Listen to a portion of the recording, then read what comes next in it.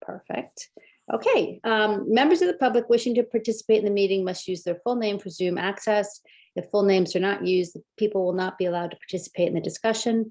The town reserves the right to remove any member of the public from the meeting who doesn't use full name or acts inappropriately. As a preliminary matter, this is Denise Cronow, Chair of the Finance Committee. Permit me to confirm that all members and persons anticipated on the agenda are present and can hear me. Members, when I call your name, please respond in the affirmative. Joe Grouse. Aye. Peter Schaefer. Aye. Jill Veith. Aye. George Harrington. Aye.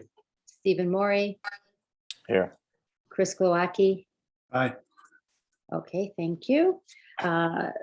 Whoever is Kathleen's iPad number 2, you have to have a first and last name, please. Staff, when I call your name, please respond in the affirmative and in the order in which I see you. Brian Turbot, Present, Madam Chair. Maria Basheva. Here. Thank you. And Leslie Snell. Trying. Here. Thank you. Andrew Vorse. Here. Terry Norton. Here. Thank you. Okay, good afternoon. This open meeting of the Town of Nantucket's Finance Committee is being conducted remotely pursuant to Chapter 20 of the Acts of 2021. Ensuring public access does not ensure public participation unless such participation is required by law. This meeting will feature public comment. For this meeting of the Nantucket Finance Committee, it's convening by video conference on the Zoom app as posted on the town's website, identifying how the public may join.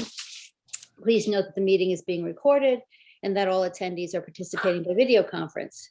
Accordingly, please be aware that other folks may be able to see you and to take care not to screen share your computer. Anything that you broadcast may be captured by the recording. All supporting materials that have been provided members of this body are available on the town's website.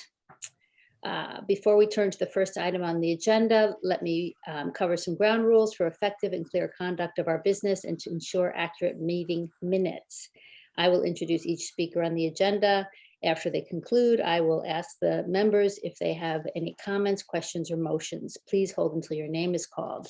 Also, please remember to mute your phone or computer when you're not speaking, and please remember to speak clearly and in a way that helps generate accurate minutes. And finally, each vote taken in this meeting will be conducted by roll call vote. And as always, my new addition to this speech is if my dog needs to go out, as I'm the only one home, my screen will go black and Stephen becomes the chair for the time whilst I'm outside with my dog. Okay, thank you. Madam Chair, Yes, could we please have Kathleen's iPad needs to put a first and last name. Michael's iPhone needs a first and last name, and EPG needs a first and last name. thank you, Brian. Okay. With that, may I have an approval of the agenda? So moved. The agenda. Thank, a second. Second. Thank you. Roll call, Joe, Aye. Peter, Aye. Jill, Aye. Chris, Aye. Stephen, Aye. George. Aye. We now have 2 screens, so bear with me while I flip to the second screen. Okay. Oh, Good. you forgot me, Denise. Oh, Joanna, there you go. You're on screen too. Good, thank you. I now will open the meeting for public comment. If anyone wants to make a public comment at this time, you have to raise your hand electronically because we're 2 screens. I won't see you if you raise it physically. Okay, I don't see any public comments, so I'm closing the section for public comment. Item number 5, a potential adoption of meeting minutes from February 10th. Has everyone had a chance to look through the minutes? Does anyone have any changes to the minutes? If not, may I have a motion to adopt in a second, please? So moved. And a second. Thank you. Roll call, Joe, Aye. Peter, Aye.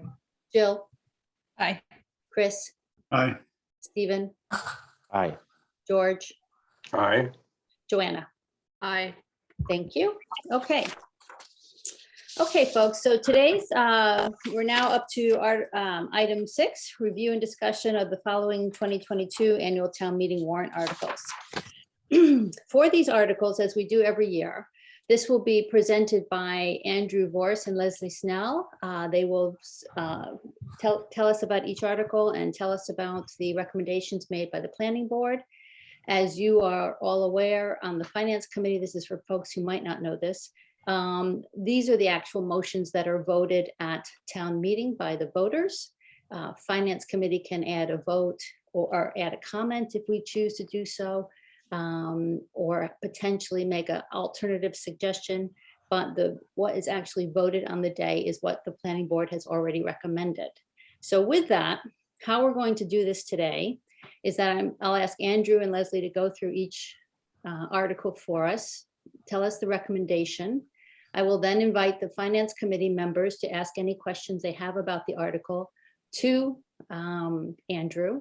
And then if the finance committee members have any questions that they want to ask the article sponsor, they can do so, but we will not be taking public comments for any of these articles other than questions from the finance committee to the article sponsor. Okay, with that, Andrew, thank you for being here. Leslie, thank you for being here. Stephen? Yeah, I just wanted to make a comment that I'm recusing from any of the short-term rental related articles as they come up. Okay, so 39, 42, and 43. Yes, thank you. And Chris, you're recusing as well? Yep. Okay, thank you. And Jill, you're going to be recusing for the 53, 54, 55, and 56? Yeah. Thank you. Okay, good. And because we're not just for the finance committee, for the remainder of the finance committee, in case you're wondering, because then we're not taking comments from the public, Stephen, Chris, and Jill will not be able to make comments as a member of the public on those articles during this discussion. So the discussion and deliberation will be just among the members who are not recused. Okay, good. Thank you. Andrew, Leslie, thank you for being here as always, and nice to see you. And over to you. Thank you very much, Madam Chair. So to get into the first article, 39, which is actually not a planning board article, that's an article that you all make a recommendation on. That is the short-term rental regulation. So that's a general bylaw amendment that was developed in our discussions about town-sponsored articles related to short-term rental. So 39, 40, 41 are basically your parameter in that you review those. Board, the NP and EDC discuss them as well as the planning board because there is an interrelation of 39 with 42 as well as the others. We did make a positive, I guess, recommendation to you on this article and ask for you to support this. We talked about, I guess, many times about, Article 39 provides the information that we don't have now about short-term rentals. I think you all know that there is a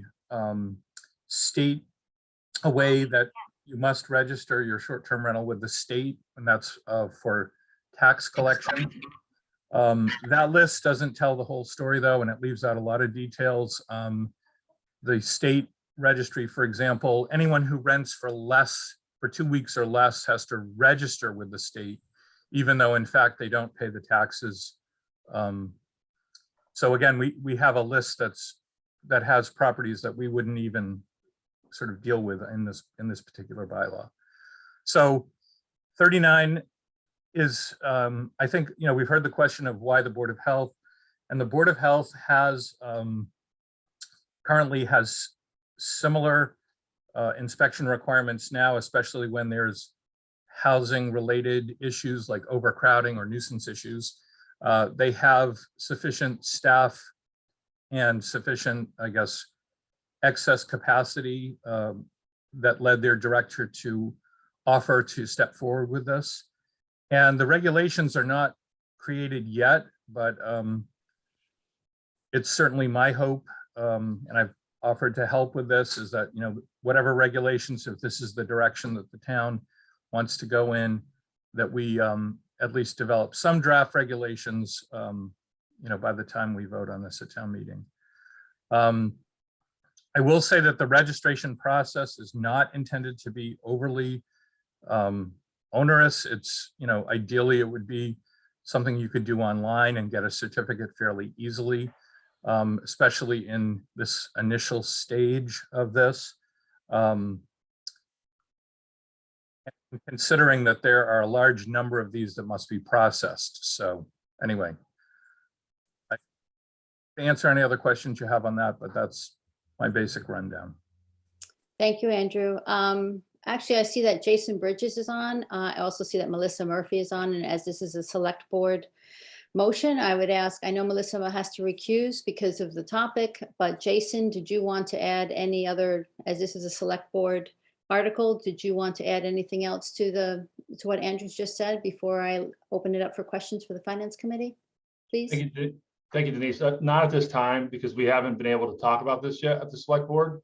And so now that a third member that can participate will be able to speak about it. We're hoping to put on the agenda soon. Okay. Thank you. So with that piece of information, here's my question to the finance committee. Should we wait to discuss 39 until after the select board has finalized their discussion on this? Would that make the most sense, or do you want to just discuss it now and make a recommendation now? Jill, you can't talk about this. You're accused. On 39? Yes, it's part of short-term rental. Oh, sorry. I've got my. I don't have I've got anything my to do with pools. short-term. I've got my, yeah, no, sorry. My apologies. I got my pools and my short-term rentals mixed up here. Yeah. So 39, is the select board going to add more regulation or details into this? I guess is my question, because I kind of had some specific questions about 39. So if they're not adding anything, I don't mind talking about it now, but if you all want to wait, that's fine. I don't think they can add anything more to it. It's in the warrant. The warrant's final. So, okay, Jason's nodding correct. Okay, all right. Just wanted to check with the finance committee as to how you felt about this. All right then, in which case, finance committee questions for Andrew? Questions for Andrew? Or Leslie? We don't want to leave Leslie out of the questions. Jill? Okay. Has there been any discussion about what the filing fee might be for the Board of Health? What the cost of that would be? That's my first question.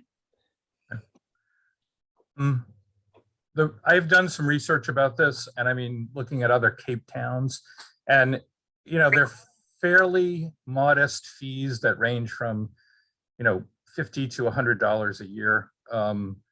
That the intent was something, again, we can't charge a fee just to generate revenue. We have to charge a fee that covers the cost of operating the program. So, assuming that it was, in the neighborhood of $100, and again, we still don't know how many there are.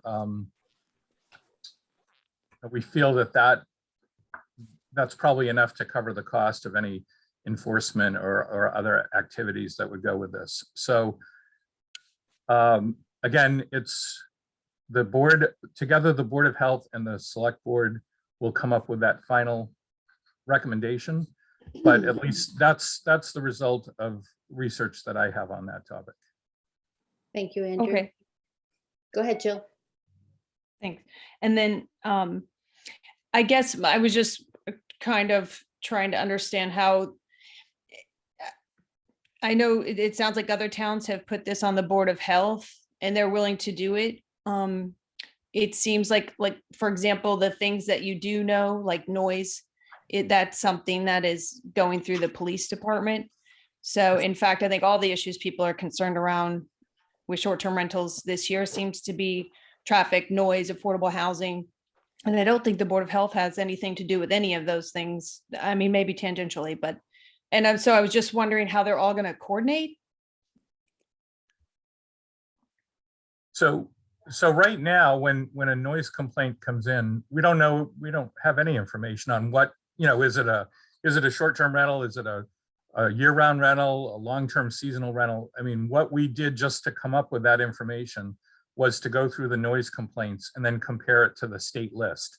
So that's how we got to that particular, that particular data. The idea would be there could be zoning complaints, police complaints, any of that. And if it's determined that's a short-term rental, that information would go to one department now, and that would be the repository for that. And that would be, if there's a problematic property that continues to, I will say, I mean, we don't have an indication that there's a lot of problem short-term rental properties there, right? So the noise complaints, we know that that's a very small fraction of overall noise complaints.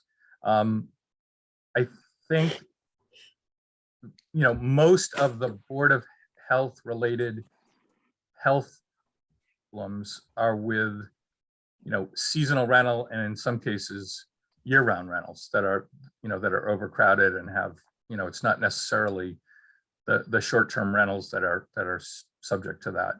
So I think the police, the zoning would continue to do their enforcement. It's just that, where it involves a short-term rental, there would be, those complaints would be shared with the health department. And eventually, if, there could be some of the, I guess, the enforcement ability to, bring them under control. If there's a chronic problem, one that is constantly violating the rules. Where right now it's sort of, you don't really know. It's like, there's no way to track it other than maybe by the address, or it's a repeat person, or, something like that. Okay, all right, that makes sense. Thank you. Thank you, Jill. Peter? Just one quick question. Why doesn't this apply to all rentals rather than just short-term rentals? Well, the general bylaws do apply to all rentals. So if you have noise complaints, at any property, the property owner is going to be cited and whatever. The short-term rental, I mean, has been, I guess, because of the evolving ability to, bring regulation to that, and the concerns that there are, a transient population that might be causing the problem and then moving on, and there's not a good way to sort of, get at that problem. That's why this is being proposed. That, the short-term rental may need more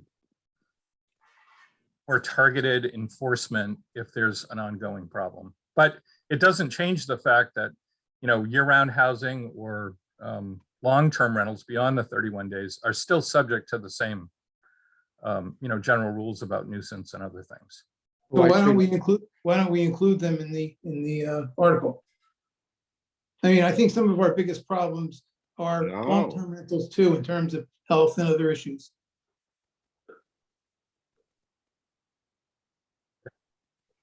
But, this is a focus on short-term rentals. There's always an opportunity to do that, at another point. But this is the particular focus for now. It's been raised as an issue, and that's what this is focused on. I know, but adding in long-term rentals would not weaken it. It would actually strengthen it. I agree. Okay. Thank you, Peter. Other questions from the committee? Joanna? So, hi, Andrew. I'm just, so basically you want to collect a fee, and this is in exchange for some type of policing of, well, I've heard noise discussed, but I'm not sure what else. And so I mean, I've heard also some people liken this to like the beach permit idea, right? Where you register your car with a beach permit, you get the number. Is that the general idea, just so that they can be tracked? So is this kind of like, I know a few years ago, Judith had proposed like a registration system. And so is this like a version of that? Yeah, I would say yes. And there are other issues, that come up, like in the case of a short-term rental that becomes overcrowded, for example, right? Where the owner, I don't know if you remember, but there was an issue where our health director found that, a short-term rental, it was overcrowded. They were having parties during the beginning of COVID. He Yep. worked to track down the owner, and they were like, we didn't even know that was going on, and then they had to take action. So it could be for overcrowding type issues that might come up. It could be for if you find a house that, say, is lacking in some sort of safety provision, like has smoke detectors that don't work or whatever, there would be a way to go and inspect that and get those issues addressed. So who would find that out though? So, all right, so I envision I'm gonna apply for this. I'm gonna submit my registration for my short-term rental. Yep. I'm gonna get a permit. I'm gonna pay the fee. Is there a checklist of things that I'm gonna have to meet? Right, in order to receive the sticker? Yes. Yes. Which has to be developed by the Board of Health. And what other towns do is sort of a self, Yes. you submit a form that says you have working smoke detectors. You Correct. submit your insurance to the town. You submit who can be contacted if there's any problems. Are you verifying the number of bathrooms and the number of bedrooms? Right. Any of that information, could be included in the form, which, again, we have to work on that, and would work on that, once we get some sort of indication there's interest in pursuing it. So we have that now from the planning commission, and hopefully the town, the Board of Selectmen can get a quorum together to have this discussion as well. Okay, so I have another question. So in terms of enforcement, right? So if a homeowner then, or if a neighbor to a registered short-term rental calls and makes a complaint, right? Whether it was noise or overcrowding, then the police are responding to that complaint? No, the Board of Health, like a Board of Health inspector. The Board of Health, but doesn't that, that kind of is a 9 to 5 kind of a thing. Well, it could be if there was a police report, again, if the police respond to a noise issue, and it was a short-term rental, there was get referred to the Department of Health. Yeah, most short-term rentals that when they're issued a certificate, they have to be displayed, right? To the beach. Okay, and so then I'm confused a little bit about this because when we talked, I've heard Roberto say that he's not allowed to go on private property. So how does that work? Like he's gonna go knock on the door and say what? We've received a complaint. You're registered with the town. We need to have access to check, whatever the nature of the complaint is. I don't know what. Okay, but then what happens? They get a fine. Can they get revoked their permit? Yeah, there's three out in this article. There's three potential actions, and that's sort of the point here. Is that, and I don't know if any of you are familiar of zoning enforcement, but it is 100 times more difficult than what we're talking about here. There's three choices here. They can issue a non-criminal ticket to the owner.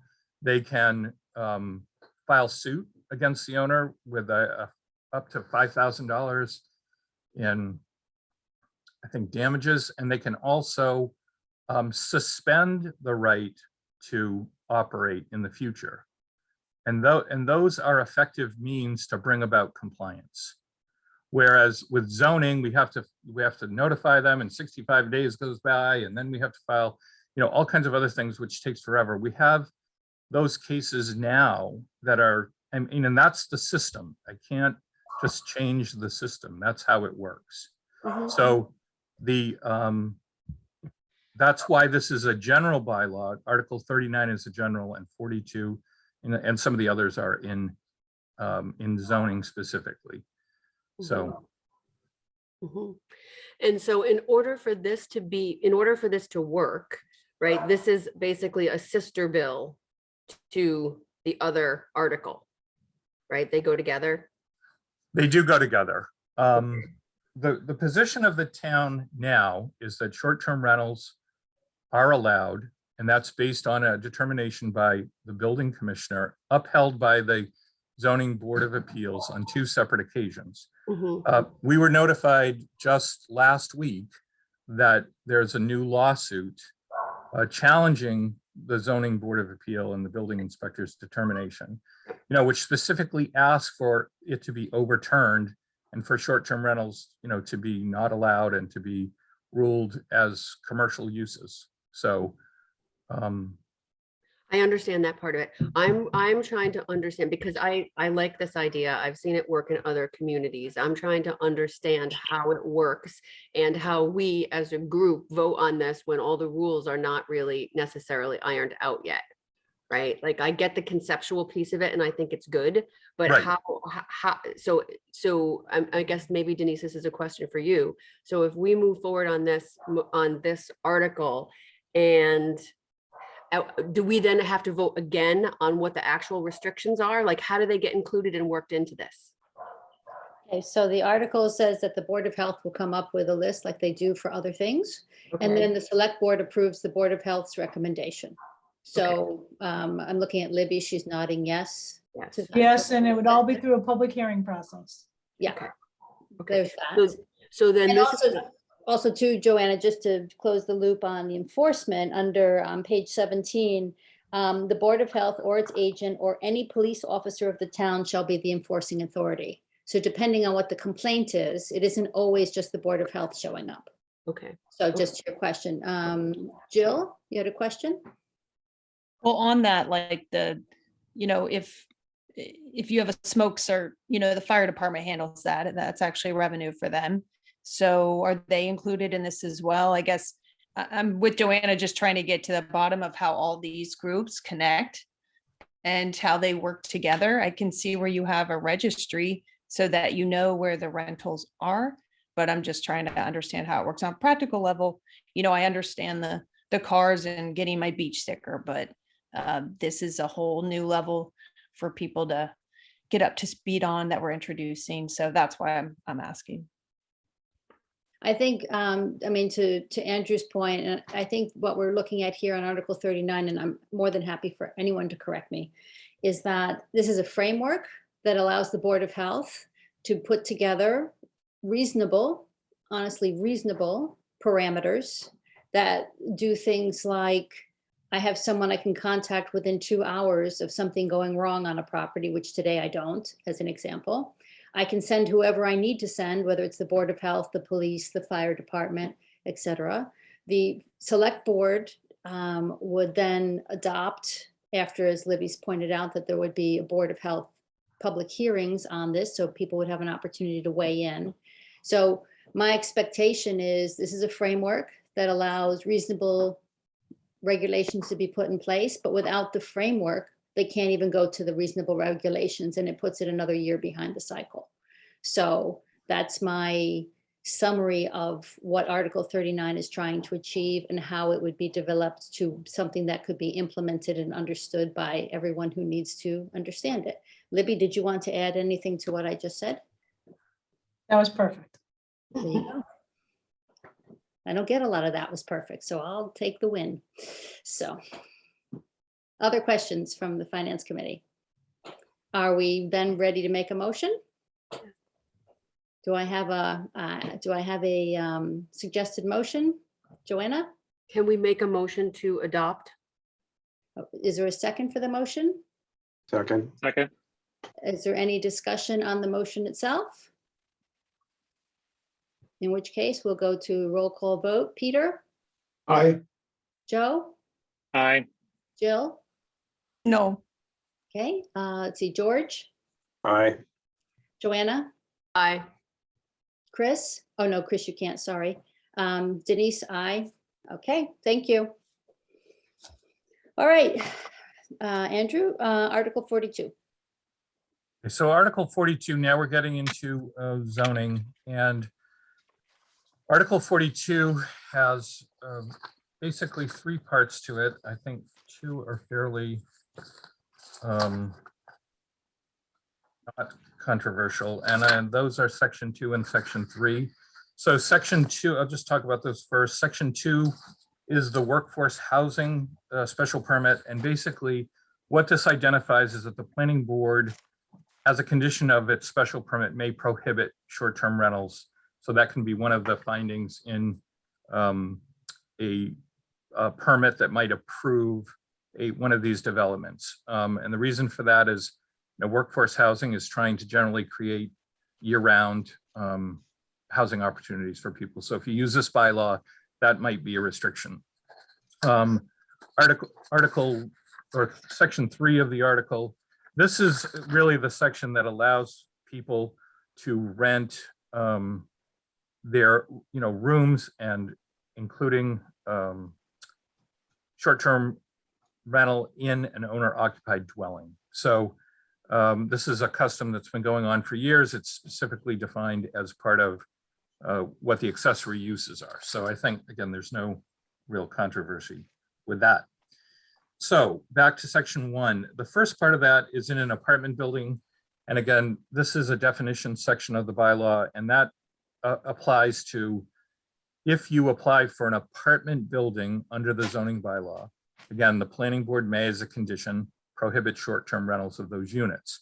An example of that, where it's actually already in place and it was agreed to by the developer in that case, is Richmond. So the rental units being developed at Richmond have a prohibition against short-term rental, and that was negotiated between the board. The value of putting it in the bylaw is it's already in there. So people can't say, well, did you make that up? And you've arbitrarily put something into the bylaw that, isn't even in zoning. So that's why it's being included in the bylaw. So the most controversial part that we've heard so far is the definition of short-term rental and putting it in the zoning bylaw as use. So as you know now, short-term rentals are created, have been used for many, many years at the discretion of the property owner. Basically, there's a decision to be made about whether the house or portions of the house, or for what period a house may be offered for rental when the owners are not using it, or when it's being used solely for that purpose. This goes to the heart of the Styler decision. I don't know if any of you have actually read that, or the referred to as the case from Linfield, where a property owner in Linfield, which is a bedroom suburb of Boston, began renting his house to parties, and in a town that doesn't have a long really culture or habit of renting homes out for short periods of time. What happened there is that particular property ended up being abused and causing problems for the town. There were parties and eventually, a murder in that associated with that particular use. The town moved to shut that particular operator down, and eventually, passed clear limits of not allowing short-term rentals any longer. The issue there was that the owner tried to say that, I've been using this before you defined it, and I have a right to use the property as a pre-existing non-conforming use, or what's sometimes referred to as grandfathered. So what has been happening here is, again, I referred to it a little bit in the earlier discussion, is that there isn't, other than the current determination by the building commissioner and the zoning board of appeals, there is not clear language in the bylaw about short-term rentals. All of this is relatively new, no matter what anybody else says or what you've heard. Short-term rentals defined here in this state, the legislation passed in the end of 2018 and went into effect in July of 2019. The Styler case was just decided in June, of 2021. So this is all relatively new. Before that time, there was really not an allowance to, when it came to use, to sort of parse it down to, is it used for 2 days or 10 days or 12 days or whatever? That's all relatively new because of again, this legislation, and then because of the evolving case law. So 42 is intended to create a baseline date when whoever had made the decision and is operating short-term rentals in their property would be established as of the date that it's voted at town meeting. So after that, in companion with Article 39 that you supported, thank you, there would then be an opportunity to register those properties both locally and with the state. And those uses would definitely become pre-existing, legally grandfathered uses at the properties where they're in operation. So that means that, that use is now legal. And there is no question that they were illegally started, or, there's no room for this continuing lawsuits and legal jeopardy of, individuals and the town, which has to respond to all this. So anyway, that's the reasoning behind that. I've heard things being stated, it opens floodgates, it's this, it's that. It really doesn't. There's no floodgate right now, because again, they can be created, by any property owner, fairly easily by creating it and registering it. And that we have very little information about it. So this creates a baseline. It basically mirrors the language of the act. We received a lot of help with this definition to make it compatible from town council, and the planning board and the NPDC both support this article. Thank you, Andrew. Questions for Andrew? From the Finance Committee? Seeing none. Joe? Just Andrew, this is a real tiny issue. The carve out for the 14 days or less than any calendar year, the reason that's in there is just because that's non-taxable time? Yeah, it comes out of the legislation, Joe, that basically the way the legislation is written, you have to register if you're renting for 14 days or less, you have to register with the state, but you do not have to pay any fees related to that. I don't know what that's for, if they just check it when you do your state income tax or whatever, but those rentals would not be counted. They would not be counted as part of that. So they would not be included in this group. Okay, got it. Thanks. Thank you, Joe. Other questions? May I have a motion? If we are ready to make a motion. Motion to adopt. To adopt. Thank you. May I have a second? Second. Second. Thank you. Roll call. Peter? Aye. Joe? Aye. Jill? Aye. Let's see. George? Aye. Joanna? Aye. Denise? Aye. Thank you, Andrew. Okay. So Andrew, on Article 43, I know that this is a citizen warrant article. So could you just please, rather than going through what the article is, could you just tell us the planning board's recommendation on this and why you came up with the recommendation? Sure. So on this particular article, the planning board voted not to adopt on this. And the reason is, well, there's a couple reasons. Number one, there's some issues about its structure and the current wording of it that does not meet the intention of the, and I'm going to sort of summarize some of what happened at the public hearing, which again, if you need to refer to that, it is now available. Some of the language included in the bylaw is not meeting the intent of what the petitioner had stated. So have him. Rick, please go on Check with- mute. Thank you. so again, in its current form, it needs modification, and that's something that, would have to be done through, town meeting. It has to be within the scope, et cetera, et cetera. So that's number one problem. Number two is the requirement, the ZBA requirement, going to the ZBA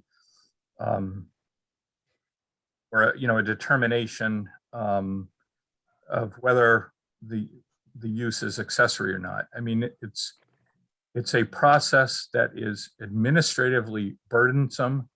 It is realistic in many ways to send that many people into the ZBA. Those are public hearings. The ZBA, spends a lot of time debating these and thinking about the matter before them. The ZBA generates conditions out of their decisions as well. So the idea of thousands of people that would have to, go to the ZBA, schedule these hearings is really unrealistic and just, I think, impractical.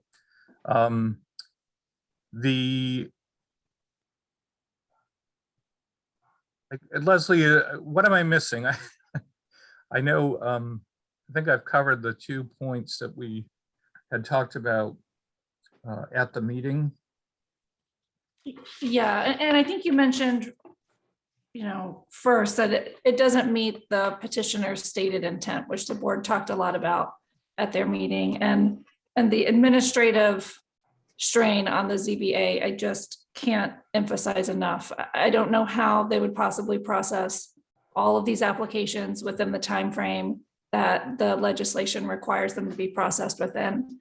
And, that's one issue, and the staffing to do all that is another. I just, as Andrew said, it's not realistic. Thank you.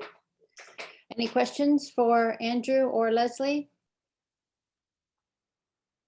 So in this case, we don't actually, well, to be honest, we don't actually make a motion on this. What we do is we say whether we endorse the planning board's motion. So the planning board made a motion not to adopt. So moved. I move to accept the planning board's recommendation. Thank you. Second. Thank you. Okay, by roll call, Peter, Aye. Joe, Aye. Jill, Aye. George, Aye. Joanna, Aye. Chris, oh, not Chris, sorry, I keep doing this. Me, aye, okay. So the planning board's recommendation the finance committee endorses agrees with, or whatever the phrase is, for the planning board's recommendation. Thank you very much on Article 43. Okay, Article 44 moves into the map changes sponsored by the planning board.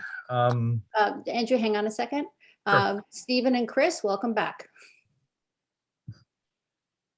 Okay, off you go, Andrew. Okay, so what we've talked about on many of these,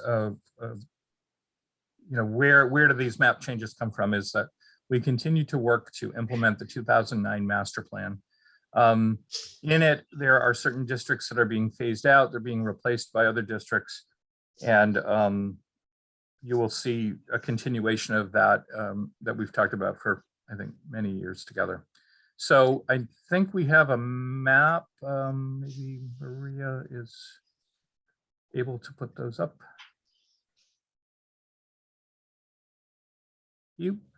So the first area that we're looking at is this particular grouping of R1 properties that are around Mill Hill Park.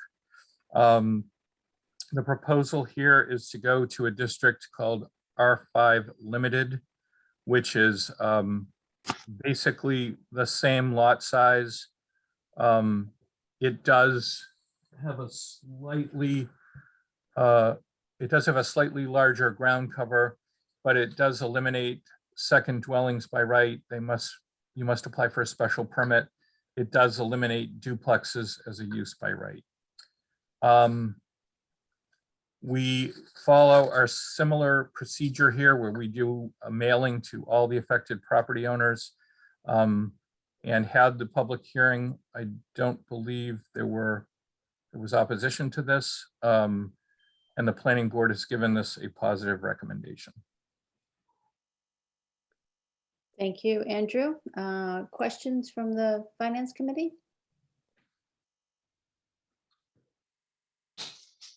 Okay, don't see any hands raised from the Finance Committee.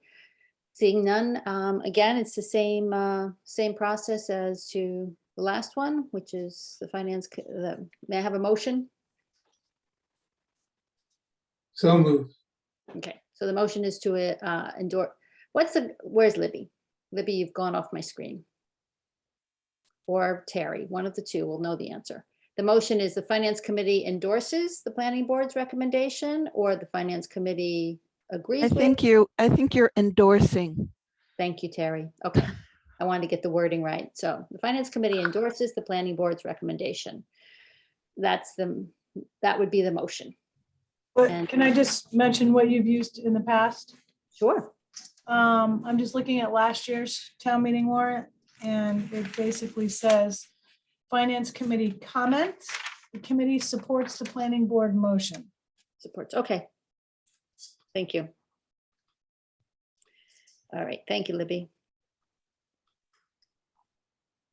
And it's under FinCom comments, okay? All righty, so that would be our comments. Is that so moved? From somebody? So moved. Thank you, ma'am. Second, thank you. Okay, roll call. Peter? Aye. Joe? Aye. Jill? Aye. Chris? Aye. Stephen? Aye. George? Aye. Joanna? Aye. Denise? Aye. Thank you. 45, please, Andrew. Okay, Article 45 is a zoning map change.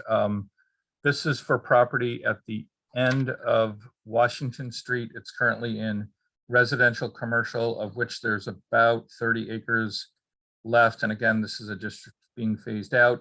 It goes to another commercial district, which is CN.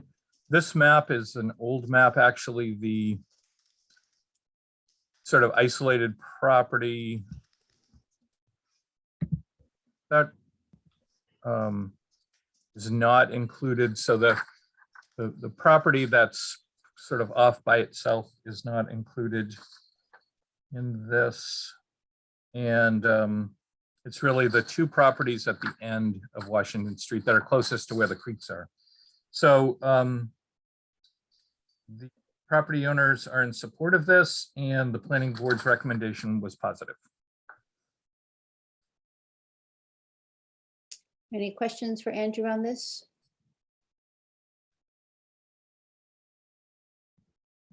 So again, the motion would be that the FinCom supports the planning board motion. So moved. Motion to support. Okay, may I have a second? And Second. Thank you. Peter, Aye. Joe, Aye. Jill, Aye. Chris, Aye. Stephen, Aye. George, Aye. Joanna. aye. Thank you. 46, please, Andrew. 46 is, this is an area out by Bartlett Farm. It's currently a mixture of RC2, which is a commercial high density zone, 5,000 square foot lots, and LUG2, which is an 80,000 square foot parcel. So we've got sort of a mix and match going on here.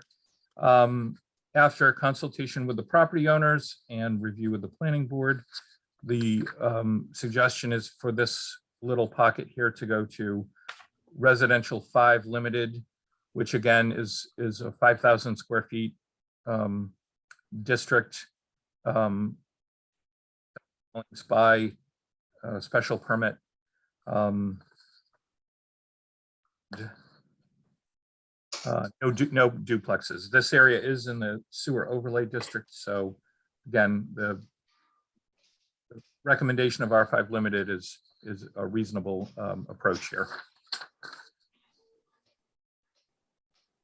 Questions for Andrew? Peter? Well, Andrew, really, what is the difference between the two? I mean, how's it going to affect the people that have homes there? So the lot size is the same. It's still for those that are exclusively in RC2. So it's a 5,000 square foot zone. They are allowed 2 dwelling units. It's basically a commercial district though. So RC2 allows a whole bunch of different commercial options. The property owners that we spoke to did not want commercial options. They wanted residential options there. If you've been out there, you see that there's some fairly new houses that have been built, all residences. They were in support of this. I mean, there's similar setbacks, similar ground cover. The pool issue would affect these properties, but most of them are above the 7,500 square foot minimum. So they actually would still be able to have pools here. But going to R5L would, if they're under the current 7,500, would restrict that. So other than cutting out commercial uses and duplexes, it's not a big impact. And it's consistent with what they've expressed they want it to be there. So. Thank you. Other questions? Just a reminder, the Finance Committee supports the Planning Board motion. Is the motion in front of us? So moved. Second. Thank you. Roll call, Peter, Aye. Joe, Aye. Jill. Aye. Chris, Aye. Stephen, Aye. George, Aye. Joanna, Aye. Denise, aye. Thank you, Andrew. 47. 47, this is a similar concept here. There's a small patch of RC2 left at the intersection of Raceway Drive, Somerset Road, and Somerset Lane. So the properties that are identified, there's 4 of them. 3 of them that are currently being redeveloped into residential, which is on the west side of Raceway on the left side, would go to R5 Limited, which again matches pretty much the development pattern that you have. And the one parcel on the east side would go to C-Tech, which is that shaded purple area that sort of borders it. The group in the middle, the property owners asked for some time to get their plans together, and I expect that we'll be back with them, with an article to deal with that area next year. So again, this is an existing commercial district now. Majority is going to residential, and one property is going into a more tailored commercial district, which matches the area. The board's recommendation was positive, and we did not hear anything from the property owners other than the group in the middle. That's not part of the article. So. Thank you. Questions for Andrew? Andrew, just for a point of clarification for myself, R5 Limited effectively limits the density on the lot more than R5. Is that true? Yes, that's true. Okay, thank you. Okay. Any other questions for Andrew? No? The motion is the Finance Committee supports the Planning Board motion. So Moved. Thank you. Second. Right. Thank you. Peter, Aye. Joe, Aye. Jill, Aye. Chris, Aye. Stephen, Aye. George, Aye. Joanna, Aye. Denise, aye. Thank you. 48. 48 is Bartlett Road. It's a single property that was under consideration for rezoning last year. The property owner needed to finish some existing permitting and had divided the property. That's now been completed. So this would be proposed to join its neighbors in the C-Tech district, which is the shaded purple, and complete the elimination of RC2 in this particular neighborhood. This has a positive recommendation from the planning board and from the property owner. So. Okay, thank you. Questions for Andrew? Okay, motion is the finance committee supports the planning board motion. So moved. Second? Second. Thank you. Peter, Aye. Joe, Aye. Jill, Aye. Chris, Aye. Stephen, Aye. George, Aye. Joanna. Aye. Denise, aye. Thank you. 49, please, Andrew. You know, I'm going to pass this one over to Leslie if I could. Of course. She can explain this one. There was some last minute, maybe some changes. So I'm going to pass that over to Leslie if I could. Thank you.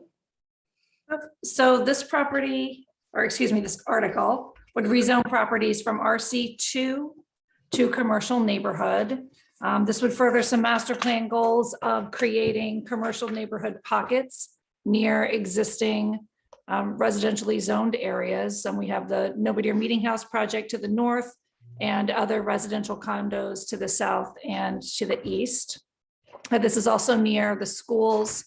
You have the new school, the Strong Wings, and Small Friends, as well as the Great Harbor Yacht Club across the street and other residential properties in the area. So the commercial nodes part of the master plan, as well as phasing out the RC2. And I talked to several of the property owners that are involved, and they were supportive of the article. And Leslie, this is to get RC2 out completely, correct? This is what the ultimate goal is, to eliminate all things that are zoned RC2? Correct. Okay, thank you. Other questions for Leslie? Oh, Chris? Oh, sorry, I need the map back. Pardon? Oh, you need the map back? Yeah, There you go. I'm just curious, the yellow that's on, I guess that's the east side of Nobody, or what is that? That's residential 5. So that's a 5,000 square foot residential zone. When you do these nodes, I mean, that seems tricky to get right. Is the idea that it might expand and shrink over time to fit the kind of needs? Or do you think this is one and done? The idea in the master plan is to create areas that are within a quarter mile or less, so walkable, excuse me, from, you know, the more dense residential area, so people can walk to the local market or that sort of thing. The original plan for the Nobodier condo project to the north of this was to include a little bit of commercial in there. So this is in a way a substitute for that. I don't really see this expanding. There's not really a place for it to go. The property on the opposite side in the green is mostly protected. And then what you see in the blue is all industrial. So I think what you see now will be the limits of the commercial. Okay, thank you. Thank you, Chris. Any other questions? Okay, the motion is Finance Committee supports the planning board motion. So moved. Second. Thank you. Okay, Peter, Aye. Joe, Aye. Jill, Aye. Chris, Aye. Stephen, Aye. George, Aye. Joanna, Aye. Denise, aye. Thank you. 50, please, Andrew. Tertiary Lot. Yep, so Article 50, even though this looks, I mean, this is a fairly straightforward article where the change here is the current maximum for tertiary dwelling is 650 gross. This is gross floor area. And that's an important distinction. It's not ground cover. It's basically the entire area of the unit. And the Affordable Housing Trust had asked that we make the maximum larger. We had run into several instances where, you know, there were people who were retrofitting existing buildings or putting units in a basement, and the 650 proved to be too small. And the board felt that, you know, providing waivers and other things on that was something that, you know, there really needed to be spelled out in the bylaw. So what's important about this is there's an overall density that goes with the square feet of the lots for, you know, when you put a tertiary dwelling in. And remember, tertiaries aren't allowed everywhere. They're allowed basically in the town overlay district and some of the larger lots in the country overlay district. So the overall density isn't affected, but for example, you could have a larger one bedroom, or there would be additional rooms that would make some of these units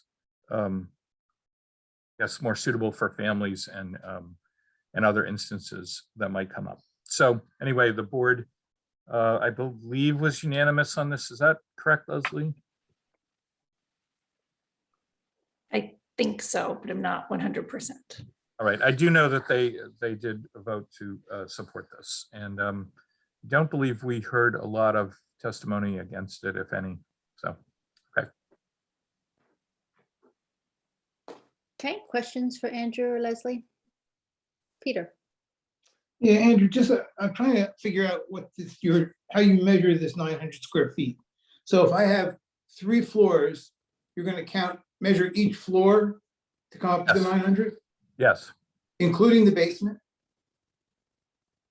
If the basement, Leslie, I'm going to ask you to answer that because I'm not sure if it includes the mechanical areas.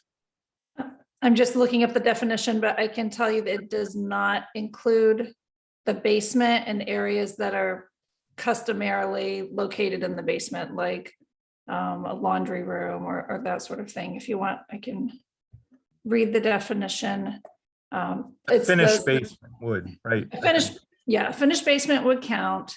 But basement and cellar areas devoted exclusively to uses accessory to the operation of the structure, and uses devoted to housing mechanical equipment such as air conditioning, plumbing, electrical, residential laundry is not counted. And the reason the basement's counted is because the density of people, not of buildings? Part of the basement would be counted because the 900 square feet or the 650 as it exists now is based on our definition of gross floor area in the zoning bylaw, not living space. That's a term that we don't have defined. Okay, I'm just confused on if you're gonna have a basement and so you're saying you can't put a bedroom down there? You could put a bedroom, but it would count towards the maximum area. Right. So that would mean you'd have to have, each floor would be 300, would be a 300 square foot if you were building a cube, correct? Yeah. Yes. Well, only the bedroom area would count toward the 900, not the entire basement. So if the basement was 600 square feet and 300 of it was electrical and, you know, utilities and washer and dryer, that wouldn't count. But the 300 square feet, that was the bedroom would count. Does that make sense? That's right. That's right. Yep. Thank you. Other questions? Okay. In which case the motion is Finance Committee supports the Planning Board motion. So moved. Okay. Second. Thank you. Peter, Aye. Joe, Aye. Jill, Aye. Chris, Aye. Stephen, Aye. George, Aye. Joanna, Aye. Denise, aye. Thank you. Okay, Andrew, 51 Tertiary Lot. I'm going to actually pass these next couple articles over to Leslie. She's done a lot of work on these. The Tertiary Lot is, I know, something she spent a lot of time on, so I'm going to ask her to walk you through that one. Thank you, Andrew. Leslie? Okay, so tertiary lot. Right now, the zoning bylaw has a provision to allow for a secondary lot. So you can divide your conforming lot into 2, and one of the lots with 1 dwelling has to be subject to the housing needs covenant. So it's an opportunity to create a year-round income restricted unit. This would allow you to divide your 1 lot into 3 And 2 of the 3 would have to be restricted by a Nantucket Housing Needs Covenant. It doesn't allow any extra ground cover. It doesn't reduce the setbacks along the exterior lot lines. It just allows, 2 of the 3 structures that you would otherwise be allowed to be separated into separate ownership only if they're subject to a housing needs covenant. Thank you. Questions for Leslie? I'm expecting this has the support of the Housing Nantucket and the Affordable Housing Trust. And We haven't heard from Housing Nantucket, but I think it does have the support of the Affordable Housing Trust. I know some of the members spoke in favor of it at the planning board. I'm not sure if they took a formal vote or not. of course, thank you, Leslie. Chris? Just curious, Leslie, if you have a sense of how much demand there is for this. I mean, is this like a handful of these we might see, or is there quite a bit of this out there that would qualify for this? Well, I can tell you that when we first added the tertiary dwelling to the bylaw, you may remember that people were really concerned that, the floodgates would open and there would be tertiary lots everywhere. And the reality is we only approve about 10 plus or minus a year. I think the past year we only approved maybe 5. So, based on that, I don't expect there would be a huge demand, but it just adds another option for people to be able to create additional units subject to the covenant. Good, thank you. Joe, you raised your hand? Yeah, Leslie, are there size restrictions? I mean, do you need a lot of a certain size to be able to subdivide or create 2 tertiary, to create a secondary and a tertiary? I'm just sort of curious, how much potential is there for doing 2 covenant homes on a lot? So part of the concern at the planning board was, adding additional density to neighborhoods that are already dense. And part of the concern was accommodating the needed parking. So the bylaw as drafted only would allow these in trying to find it, R40, LUG1, LUG2, and LUG3 districts. So those are districts that have a minimum lot size of 40,000, 80,000, and 120,000. So the larger lot districts. And we also thought that's a good place to start and to see how this program works. Got it, thanks. Yeah, I was trying to do the math, Joe, on how, if you were R5, how you'd get 3 buildings and divide it up, and then it would be 300 square feet on the floor. Well, you would build Peter's cube of small 300 square foot, That's what I was trying to do. That's what I was mentally trying to do here with Legos. Okay, good. Any other questions for Leslie on this one? And the planning board had a positive recommendation for this, Leslie, just to They confirm? did. Okay. Okay, the motion is Finance Committee supports the planning board motion. Second. I'll second it. There you go. Peter, Aye. Joe, Aye. Jill, Aye. Chris, Aye. Stephen, Aye. George, Aye. Joanna, Aye. Denise, aye. Thank you. 52, please, Leslie. Okay, so 52, this article would slightly alter and I call it the wrong thing every time, so let me look at it. The workforce home ownership housing bonus lots provision of the zoning bylaw. That's the single family portion of Richmond was permitted under that section of the bylaw. Right now, it's only allowed in the R5 zoning district, and expanding it into other districts was a suggestion from the Affordable Housing Trust Fund. So we did quite a bit of research about, where we could possibly expand that. And the decision was that the R10 district, which is primarily located in the Mid-Island, it's, primarily adjacent to paved roads. There's school bus service, NRTA service, sewer, water, bike paths, sidewalks, all of the things that need to be present when we're encouraging additional development and infill development. So In the R10, if someone were to pursue this, they would need to have at least 3 conforming lots, so a total of 30,000 square feet to be eligible to get the bonus lot, to make 4. And the 4th lot would have to be subject to the 80% AMI. So that would be added to the SHI list. And I think there's a lot of opportunity, for this to happen in some locations. It would be subject to a special permit, which requires a public hearing in front of the planning board. Thank you. Joe? Leslie, would you just go through that? So for a developer to be able to take advantage, I'm not sure what the bonus lot means. You'd have to own 30,000 square feet of land, or do you have to own 40,000 square foot of land? And then I didn't quite get what the 4th lot means, or the. You would need to I'm own- sorry, I didn't ask that question very well, but I didn't get it.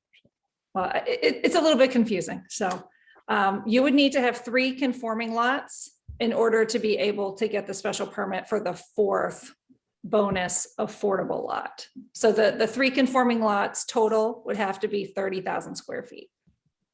So And then then you you would get to redivide carve that off the. into- I'm Oh, you sorry, can then- redivide. I'm sorry. You can redivide that into 4. Okay, that was the thing I wasn't getting. So you had to have 30,000 square feet. Then you were able to reconform it, so you end up with 4 building lots, one of which has to be an affordable lot. Yes. Okay, thanks. Joanna? How many lots fit into that category? Actually, Andrew did the research on that, so I'm gonna need him to pipe back up. Sorry, Andrew. That's okay, that's The baton okay. goes back. The baton goes back. Well, there's, the R10 district has, we identified, it's not a lot, but there has been, a recent, for example, the area where we just broke ground next to the fairgrounds, right? That would have been a lot that, could have benefited from this. We're happy that it's certainly being developed the way it is.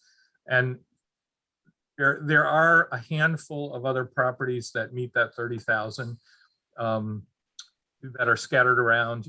It could be a situation where, some property owners who own 2 adjoining properties could get together, again, provided they have enough land they have to meet that 30,000 threshold and 3 lots. But you could possibly, get property owners who could work together to make this work. So there's a number of combinations, I can't really speculate on how many of those could be, but I would say, there's probably 12 or so properties that, might be able to take advantage of this if the owners were motivated to do so. Thank you, Andrew. Any other questions? Just help me with the math. 30,000 was 3. Now 30,000 becomes 4. So what would the newly constituted lot sizes be? If they were all equal, that's 7,500 each. Okay, so Okay. they divide it into equal chunks, not Well, you one of could- 5,000, one of, You could do it that way, or you could do, again, you have to get a special permit for what you're proposing. okay, But the general density would be 7,500 okay, thank you, per dwelling, or per dwelling site. thank you. Okay, other questions? No? The motion would be the FinCom, and I'm assuming the planning board supports this motion? Yes. Thank you, Leslie. The motion is Finance Committee supports the planning board motion. Move So to moved. support. Thank you. Second? Second, Thank Second, you. Okay, roll call. Joanna, Aye. George, Aye. Stephen, Aye. Jill, Aye. Chris, Aye. Joe, aye. Peter, aye. Denise, I. Thank you. Okay. 53, please, Andrew or Leslie. So 53 is a series of technical amendments, mostly zoning bylaw. There's one zoning map amendment, which you see on your screen. The first one deals with some definition changes. We're proposing to increase the maximum square footage of an accessory dwelling from 550 to 800 square feet. That was something that was suggested by the Affordable Housing Trust Fund. And I believe it used to be 800 square feet some time ago. So we're really putting that back to where it was. The next one, takeout food establishment. The change here is just to add that that includes a food truck. There's been some confusion between, health and licensing and zoning about what exactly a food truck is. And we treat it as takeout food. So we want to make sure that everyone understands that. The third change, tent. This change is really coming out of some of the COVID,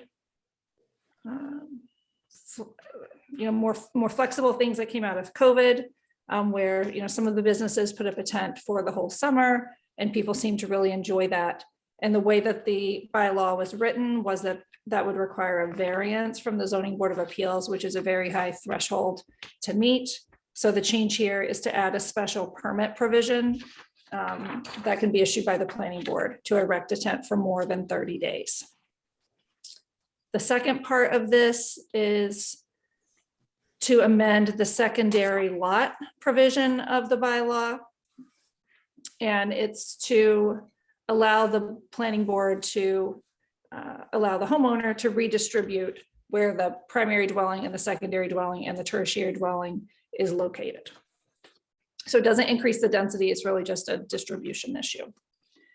The third piece of this is to amend the driveway access section of the bylaw so that the driveway access standards for secondary dwellings, tertiary dwellings, and garage apartments are consistent across the board. And the fourth section, which is the map amendment that you see, is to align the zoning districts with the lot lines in Richmond. After the final plans were approved, some of the lot lines had to be moved around to accommodate parking, which is creating a split lot issue, which is not desirable. So this will just align the district with the property lines. And the planning board voted unanimously to support this article. Thank you, Leslie. Questions for Leslie?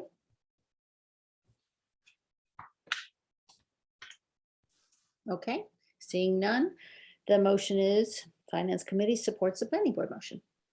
So moved. Thank you. May I have a second? Second. Okay, roll call. Stephen, Aye. Chris? Aye. Jill? Aye. Joe? Aye. Peter? Aye. Joanna? Aye. George? Aye. Denise, aye. Thank you. Okay, 54. Madam Chair and Finance, so now we're going into the citizen articles. Correct. 54 is related to hot tubs and spas, which you may have already discussed. Have you already discussed this one? No, Andrew, we waited for the planning, all these motions, all these articles, we've waited for the planning Oh, board. okay. Okay, great. Recommendations. Okay, great. So on this particular article, the motion that the planning board voted was not to adopt. That, I believe, was a 4-1 vote. One of the most important reasons I think with this one is we had suggested back in November that there should be a survey. We, as you know, when the change to the old historic district was considered, there was a survey that was conducted by the planning board. And that recommendation was really the result of that.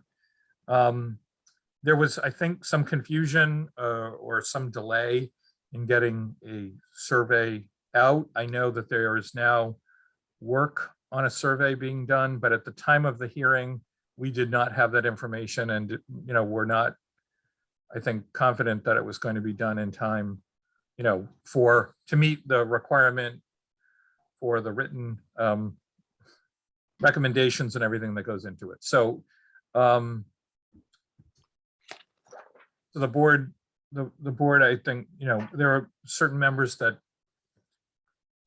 felt that the existing language and the existing allowance is okay, and didn't need to be changed. And at least one member that thought that it was something that should change. So anyway, that's where we are with that. The motion of the board was not to adopt.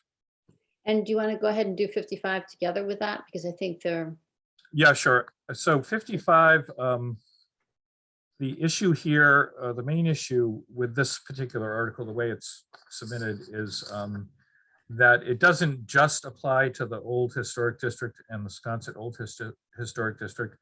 By changing the size of it, and what's happening here is the existing size, which is 150 square feet of area, would change to 64 square feet. And basically a total gallonage would be introduced here, which don't apply to hot tubs now, hot tubs and spas now, would be introduced. And the board felt that, why they understood, I guess, the motivation behind 54, but 55 that would extend to, outlying districts, lots with 3 acres and other things, that they felt that, that small of a definition was not necessary in those areas. So, and that ends up affecting all areas, not just the limited area of the Old Historic District, Sconset Old Historic District. So that was given a motion not to adopt. I believe it was the same 4-1 vote. okay, thank you. Okay, questions for Andrew? Seeing no questions, the motion would be the Finance Committee supports the Planning Board motion. So So moved. moved. Thank you. May I have a second? Second. Thank you. Okay, Joanna, Aye. George, Aye. Stephen, Aye. Chris. Aye. Joe. Joe, you're talking, but no sound. Sorry. This is Articles 54 and 55 combined, correct? Correct. We're about making, We're yes. voting 2 articles, 2 at once. Aye. Thank you. Peter. Aye.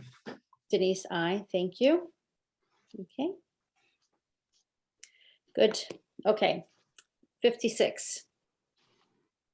56 and 57 is return of the swimming pool. So this was Article 56, basically would sort of remove what was voted at last year's town meeting.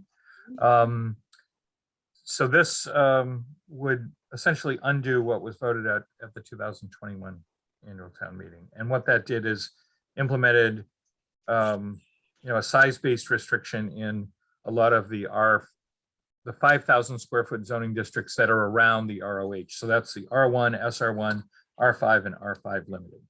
And it implemented a 7,500 square foot minimum lot size and increased setbacks in those districts to 10 feet, which replaces really, in most of those, I think, a 5-foot setback. So anyway, that bylaw went into effect in September and is now the law of the land for the town. And this article would basically remove that. The planning board gave this a moved negative recommendation. I think it was a not to adopt. I believe it was take no action. Take no action. Yes, thank you. I watched the planning board. Okay. God bless you for that. So Good TV. I don't care what anyone says. It's good TV. Yep.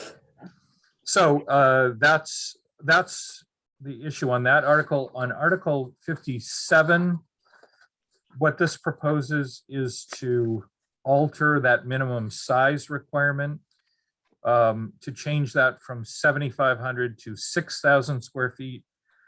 It would leave the setbacks in place that were voted with the article last year. And So it would basically, for the lots that are between, assuming conforming lots that are now 5,000 to 7,500. So this would mean that lots over the 5,000 to 6,000 would still be restricted against pools, but 6,000 and up would be allowed to have them. So, Thank and the you. planning board voted take no action on this particular article as well. Thank you. Joe, you raised your hand? Oh, you didn't? Okay. So last year, the Finance Committee did not support the Planning Board's recommendation on the article that was passed at town meeting for the reason that we discussed last year, which was there wasn't a survey done of the owners who would be affected by this pool article.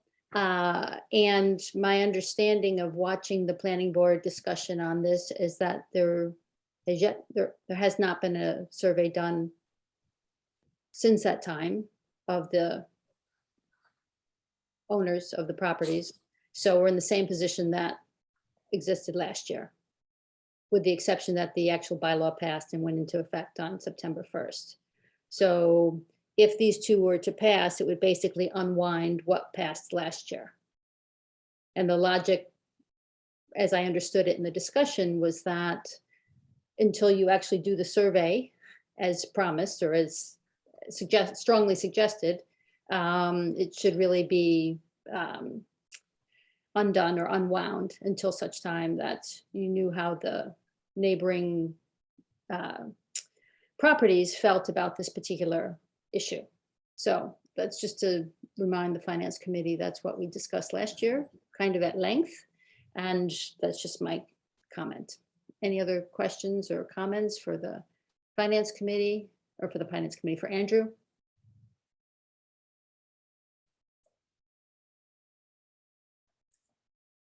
Okay, so what is the Finance Committee's preference on this? May I ask a question, Madam Chair? Of course, Chris. Do we have the option to just not make a comment? I would think yes. I would think yes, but I'd have to check. Yeah, we don't, Libby, can we just pass over this? Sorry, what article is it again? It's 56 and 57 swimming pools. Linda Williams sponsored. For zoning? Yes, zoning. And Totally up to you if you want to make a comment or not. okay. You don't have Just to. thinking this through in real time, Madam Chair. I'm not sure I'm just trying to, I'm weighing consistency and expediency at this point. I understand, Chris. And as I said today, there'll be no public comment except for the sponsor. And I do not see Linda on the page 1 or 2 of our Zoom. So, I mean, I watched I don't know how, maybe all of you watched it as well. I did watch the planning board when they discussed it. And Linda's point was the one that we made last year, which was should have done a survey, didn't do a survey. And that's so, Joe? Yeah, no, I would just, I mean, I think I'm echoing Chris's comment. I mean, Just skip it. although I'd be comfortable with just supporting their take no action comment and let the voters decide. I mean, we were sort of overruled a year ago by the voters to somewhat restrict the availability to install pools, and they want to switch it back. That's the voters' prerogative. So. Thank you, Joe. Other thoughts from the Finance Committee? What's your preference? That it doesn't come back again next year. The zombie article. Yeah. I say take no action. So to support the planning board motion. That's correct. Okay. So we have a suggestion to support the planning board motion versus just passing it over. I'm frankly, I'm comfortable with whatever I could go either way on this one. For the same reason for the same reason that Joe said, that the voters will decide this in any case. So Well, I'll try motion to support the planning board. okay, is there a second? Second. Okay, roll call. Joanna, Aye. George, Aye. Stephen. Chris. Aye. Joe, Aye. Peter, Aye. Denise, no. Okay, thank you. All right, that, and we're voting 56 and 57 together, which I should have said up front, but I think we all understood that. Okay, 58, please. Andrew. 58 is another citizen article submitted by Ms. Williams. What it proposed is to allow the planning board to waive this density chart that's part of the apartment bylaw by a special permit. So it was pointed out, there's no total science to this. I mean, there's one dwelling unit allowed on a lot for each 1,000, 2,000, 3,000, 4,000, 5,000 square feet. And that's a basic density standard that the board considered. There are instances where a property is just shy, like 2,950 square feet. So it's just shy of the density requirement, and has a perfectly good space that would be a great little apartment, a studio or a small apartment, and we can't, basically you have to go to the ZBA and get a variance, so you got 2 boards and all kinds of other things. So the planning board supported a change to this article, to support the basic principle to allow the board by special permit to go up to 1 additional unit, not ever exceeding 4. So again, if in the case where it's just shy to allow, an additional unit, a person can come in and make an application, and the board can condition that about lot size and consider, what might fit best. But it's not it's not a wide open situation. It's just really where the board by special permit could grant a small modification. Leslie, do you have anything else to add on that? I know you worked up the final motion on this. I believe this was unanimously supported by the board too. I believe it was as well, and I don't have anything to add. Thank you. Questions? Seeing no questions, the motion would be Finance Committee supports the planning board motion. So moved. And a second. Second. Thank you. Roll call. Joanna, Aye. George, Aye. Peter, Aye. Stephen, Aye. Chris, Aye. Jill, Denise, aye. Thank you. 59, please, Andrew. Another citizen article by Ms. Williams. This would allow storage containers by special permit in the commercial Mid-Island area. That exists primarily in 2 locations, basically around the existing Stop and Shop and in the area out by the airport at Old South Road and Macy's Lane. The board gave this a negative recommendation, move not to adopt.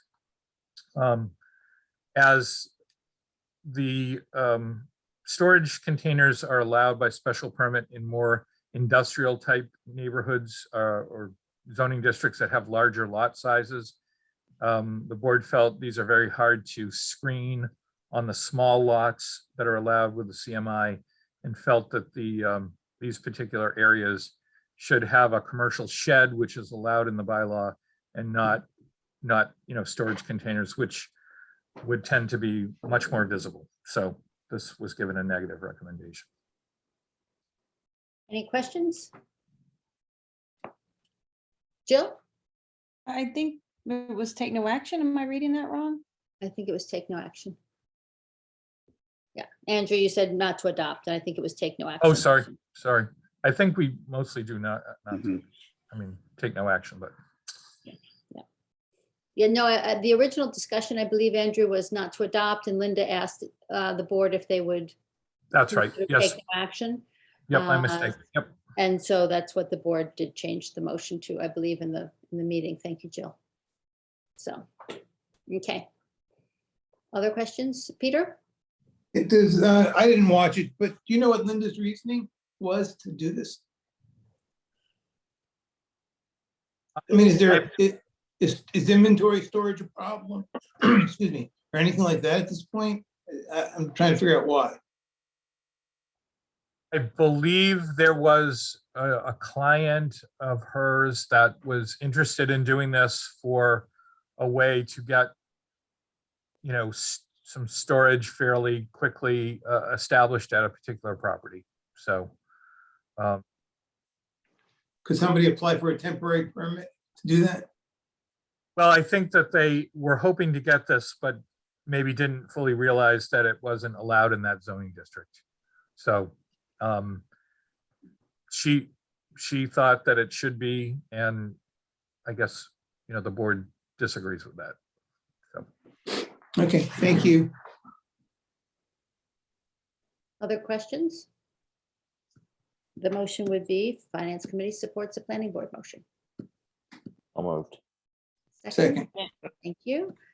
Jill, Aye. Chris, Aye. Stephen, Aye. George, Aye. Joanna, Aye. Peter, Aye. Joe, Aye. Denise, aye. Thank you. Okay. Article 60, please. So Article 60, a citizen submitted article, I believe this submitted by Ms. Williams too. We had been had some discussions with property owners in this. This is a unified little development here, laid out prior to zoning in the 1950s. The lots in this particular development are essentially all undersized from their existing R20 zoning, which left many of them restricted as to what they could add on to their existing properties. District that they chose, which is called R10 Limited, is a 10,000 square foot lot, which basically matches the existing size of the lots here, brings all the properties into conformity. The difference between R10 plain and R10 limited is R10 limited does not allow duplexes. That was something that was important to people here. That's why they had chosen the R20 zoning district, even though it made their lots non-conforming. Normally we don't mail out letters to people, to a citizen-sponsored article. Here we did, and we found that no one is opposed to this. It does give them a little bit extra ground cover. R20 is 12.5. R10 limited is 25%. So it's significantly above what is allowed. R10 limited does not allow duplexes and does only allow secondary dwellings by special permit. So that is the trade-off. There's no ability to re-subdivide these properties after the zoning change. Again, it's really utilizing the existing property, possibly for additions or expansions of existing homes. Planning Board has given this a positive recommendation. Thank you, Andrew. Questions? Chris? So I think this is one we looked at. There's a paper road transfer that came up yesterday on this one as well, right? And did the planning board does the planning board look at those? And did they look at both of these in conjunction?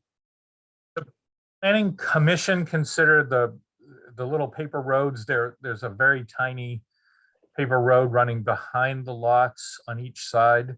The area involved there is not enough to, bring them up over that minimum lot threshold. Right. I mean, it doesn't create a subdivision opportunity, but it gives them just a little bit of additional ground cover, I would say. Right. And this area, as you can see, you've got CTEC to the north of this, which, that allows commercial use, and there's commercial development, some legal, some illegal going on there that is subject to enforcement. And then, land that has not been developed off to the west that is being developed. So again, there's some change in this area, and I think this is you know, gives a little bit of, extra room to these existing lots to respond to that. So, Yeah, I just wanted to make sure that we hadn't missed some connection between the two articles that was creating something that we, weren't aware of. But okay, thank you. welcome. Jill, you raised your hand, please. Well, Andrew just touched on what was going on in the CTEC area. Can you elaborate on that? What's been going on there? Maybe that would, I don't know if that's kind of affecting why nobody aware is doing this, and I'm comfortable with it, but I didn't know if you could give us an update on that. Sure. So there's 2 lots to the north that are fronting on Airport Road where I think the owners, will say, didn't fully understand that there needs to be permitting before some of the activities that are going on there can take place. That area is part of the Wellhead Overlay District, so parking of heavy vehicles, moving a lot of materials around, creating more than 5,000 square feet of new commercial space requires permits, either an MCD permit from the planning board or some sort of permit, depending on what you're using there. So there's enforcement action. We're not particularly happy with the response that we got there, and anyway, I think that activity removed quite a bit of the tree cover and other features that existed there. There's 2 additional properties that are located. There's sort of a little road that ends there that comes off Old South Road. There's a landscaper that is working on, number 1, establishing that road and using that property as part of a landscape business. They are preparing the land right now, and there is an MCD application that they have confirmed they intend to submit. So there is certainly change around that area that I think there was also an issue of PFAS that affected some of the people there. And so I think there was just an overall sort of examination of the neighborhood and thinking about what kind of changes might allow them to pursue some expansion or whatever on the existing land, understanding that that's change sort of happening around them. So Did they have to get a permit to take those trees down, Andrew? they don't have to. We do not have like a land clearance bylaw, but once you've taken them down and then start using it for other purposes, there's an issue. So they didn't have any priority habitat issues there? That's a possibility. I'm not sure. Oh, okay. Well, I'm just asking because it's so close to the state forest and all that. So okay, thank you. There's a mapped area. I'm not sure if it changed, but and land that is sort of like untouched some of it does end up in the priority habitat, as you're saying. So I'm sure though. Thank you. Any other questions? And the motion was a motion to adopt, correct, Andrew? Yes. Okay, the Finance Committee motion supports the Planning Board motion. So moved. So moved. Have a second? Thank you. Joanna? Joanna's nodding aye. Okay, George? Aye. Peter? Aye. Joe? Aye. Stephen? Aye. Chris? Aye. Jill? Aye. Denise, aye. Thank you. 61, please, Andrew. So Article 61 is the same general vicinity, and the as submitted, it would have rezoned 6 properties that are currently in the R20 zoning district to CTEC, similar to what was done at last year's town meeting. And the bylaws submitted what included CTEC or CN. So it's commercial trade, entrepreneur, and craft, that's CTEC, or commercial neighborhood, CN. The board considered this particular article, and the master plan talks about creating nodes of commercial activity at certain key points along Old South Road, rather than the entire stretch of the road being, in a commercial district. So that is explains some of the changes that have been made along the way.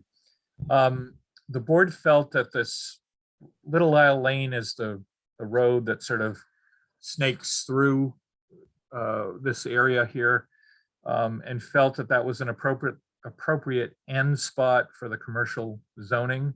So they recommended that the 3 lots on the east side be rezoned to CTEC, and the 3 lots on the west side remain in their current R20 designation.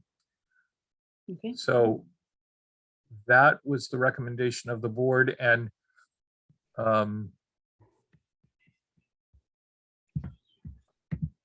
those other properties,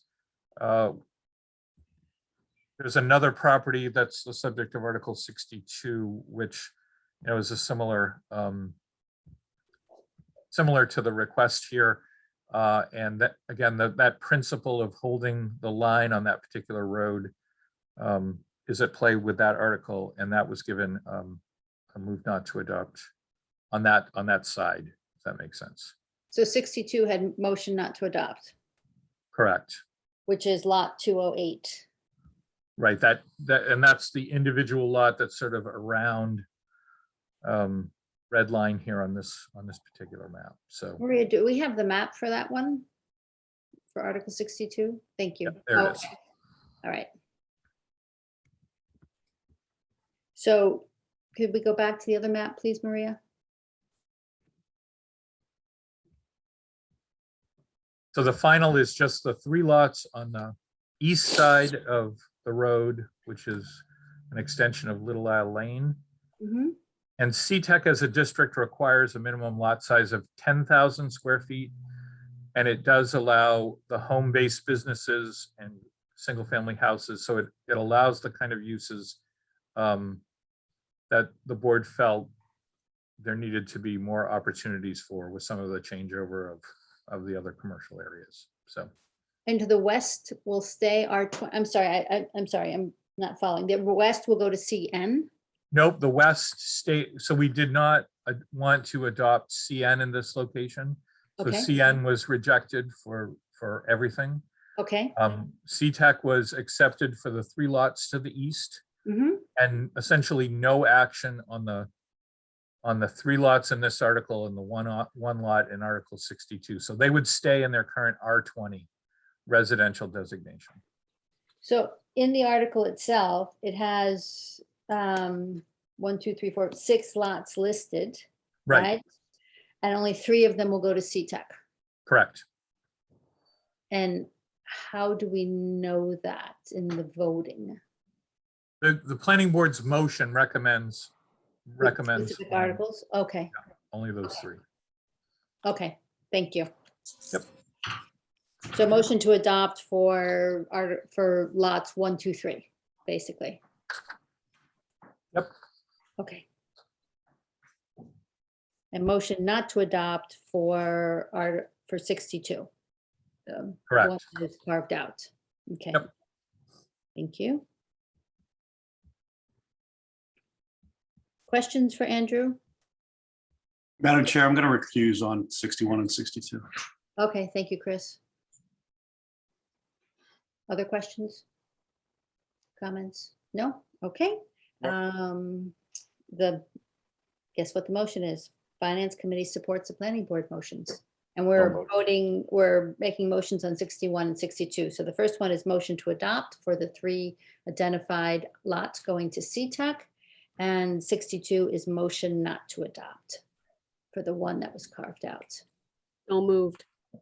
Thank you. Second. Thank you. Roll call. Joanna? Aye. George?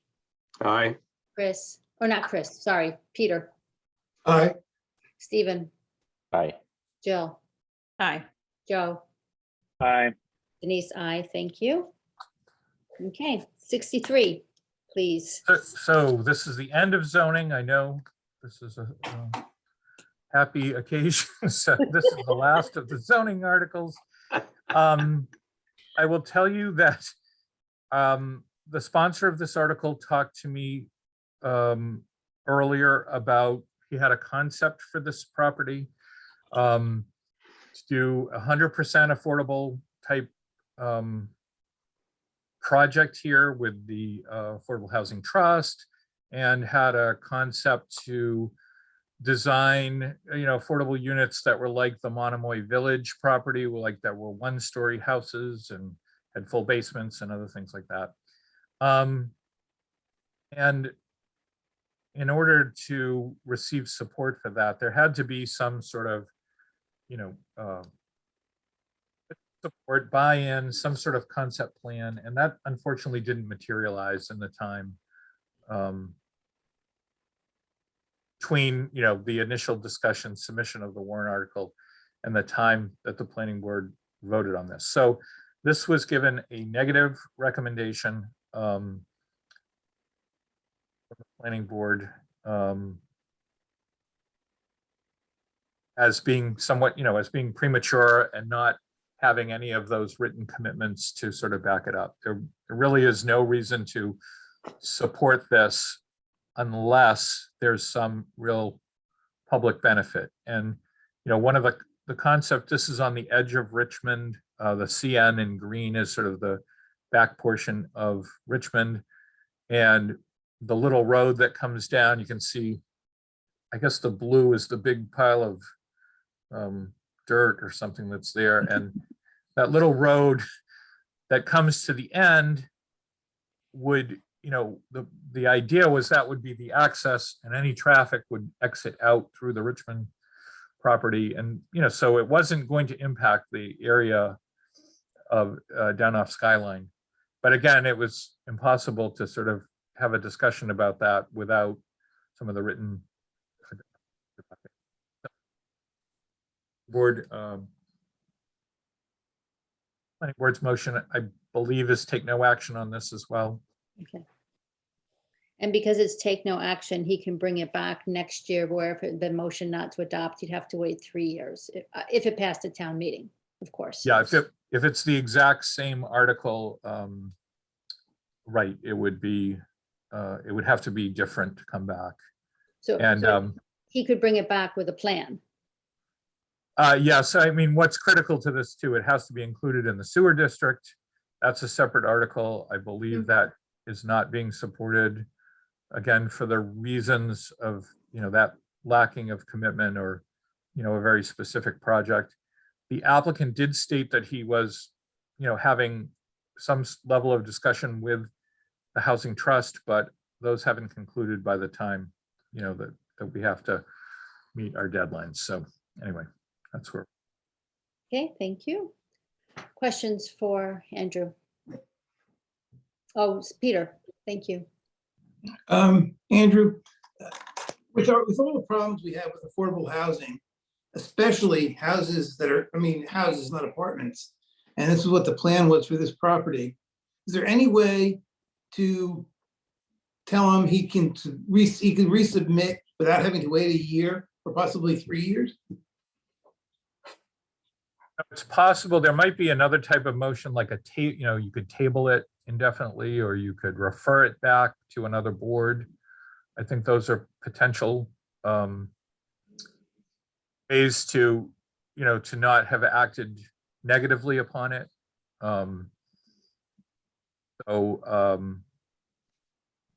Maybe Libby knows, or, it's something, if you wanted to make a motion like that, we could certainly investigate that with town council.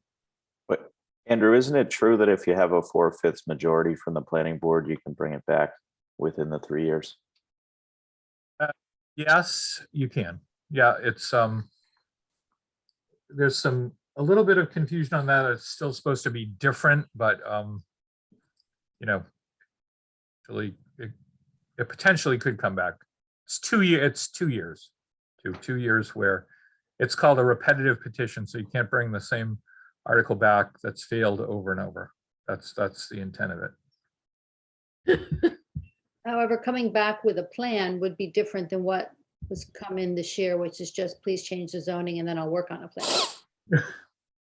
correct? I mean, Yeah, that, I mean, that would be, so if Mr. Williams worked together with the Affordable Housing Trust or whoever is the most appropriate agency to work on this and say, look, this is the plan we have for this property, and so therefore I would like to see the zoning changed in order to accommodate this particular plan, and shows that the exit would go out through Richmond or through, I guess it's Davkim Lane, through that little blue pond, it looks like. I guess it's Yep. just a lot of dirt. That's funny.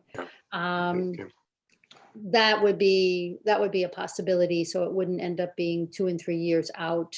To Peter's point, you know, with all the issues around affordable housing on the island, it would be helpful to keep moving on a topic rather than having it sit. right. There, you know, and there is another option. You could always do a 40B, you know, a friendly. We have safe harbor, which prevents, you know, I guess, adversarial type 40Bs, but, you know, again, if there was support through one of the housing agencies, you could always come back with a friendly 40B, which the ZBA could consider. Okay, Jill? I just want to confirm though, that property doesn't have town sewer, right? Correct. It's outside of the district. Yep. Oh, okay, thank you. Yeah, it's one of the sewer articles as well that is being discussed as part of this warrant. Okay. All right, further questions? George? Having some relationship with this piece of property, I just would advise the board to think about damage to the environment that has occurred in the piece of land just north of where this land is. And I don't believe there would be any approval of wells on the property or drainage the way it is. So that's my input on that. Thank you, George. Okay, any other questions for Andrew? No? Okay. All right, so the planning board motioned to take no action. Andrew, is that correct? Yes. Okay. Any further So moved. comments from the finance committee in respect of what our motion would be? Otherwise, the motion would be the finance committee supports the planning board motion. So moved. So moved. And a second, please. Second, Thank you. second. Roll call. Joe, Aye. Peter, Aye. George, Nay. Stephen, Aye. Chris. Aye. Jill, Aye. Joanna, Aye. Denise, aye. Thank you. Okay, okay. Andrew, 81. So this is the discussion that was held at the, not the planning board, but the Nantucket Planning and Economic Development Commission. We actually had it at both since. Oh, that's true, you did. Yeah. Right. So, you know, of course, the article, you know, for the planning commission completely rewrites the existing legislation. And for the planning board, it would alter the members that would be represented on the planning commission from its current, all 5 of them serving to 3. So both of them appreciated, I guess, the